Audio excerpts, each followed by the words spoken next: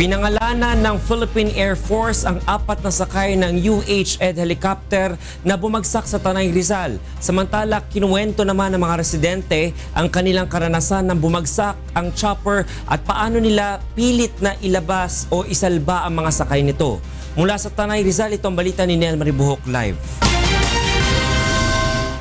Nel, go ahead.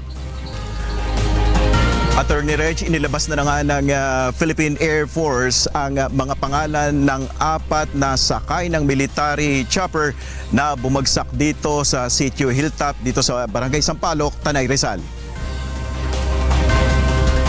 Sina Captain Christian Paul Lita na siyang pilot in command, 30 years old na tubong Batangas, Staff Sergeant Byron Tolosa ang crew chief, 38 years old na taga Pasay City. Airman First Class Joseph De Leon, 30 years old na tubong Lingayen, Pangasinan.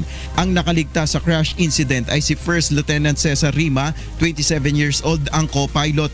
Dumating na dito ang isang team ng Scene of the Crime Operatives upang imbestigahan ang crash site. Ikinuwento naman ni Aling Mila kung paano silang tumakbo palabas sa kanilang bahay. Bit-bit ang 6 na buwan na apo nang biglang bumagsak ang chopper na malapit lamang sa kanilang tahanan. Parang nawala ko. Tapos ang ginawa namin, sabi ng anak kong isa, nandito na isa kong babaeng anak, andiyan kami sa terrace kinuha na yung isa kong apo. Kargat, tumakbo na kami dyan, pababa doon, tumakbo na kami doon. Kanya-kanya na kaming takbuhan ng mga apo ko. Ay naman kay Mang Arnel na nakakita sa military chopper bago ang pagbagsak, nakita na lamang niya na may usok ang parte ng buntot ng UH-1D helicopter. Nung malapit na nga po yung nakita ko yung may bandang huli po niyan, umuusok-usok. Tapos sabi ko, ang kakoy talagang pabulusok na rito sa atin. Hindi pa nga ako tumutunog na yung bub. Diretso na po pagbagsak na, narinig ko na yung boom. Sabay talong ko na po. Si Mang Buboy naman ang nagligtas sa 2 nakaupo sa harapan ng chopper. Ayon sa kanya, nilakasan na niya ang loob niya na iligtas ang mga nakasakay kahit alam niyang mapanganib ang kanyang gagawin. Malapit na nung chopper na bumagsak, may nakita kong taong gumalaw.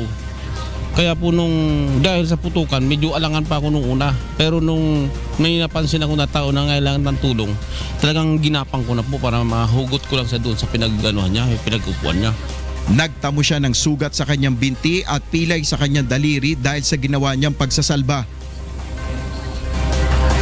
Sa ngayon, Attorney Reg, hindi pa naiaalis ang debris ng military chopper dito sa lugar at nakikiusap na rin ang mga residente dito na agad na itong maialis sa madaling panahon. Yan muna ang ating update, Attorney Reg. Maraming salamat, Nel Maribuhok. Nagulat ng live mula sa Tanay Rizal.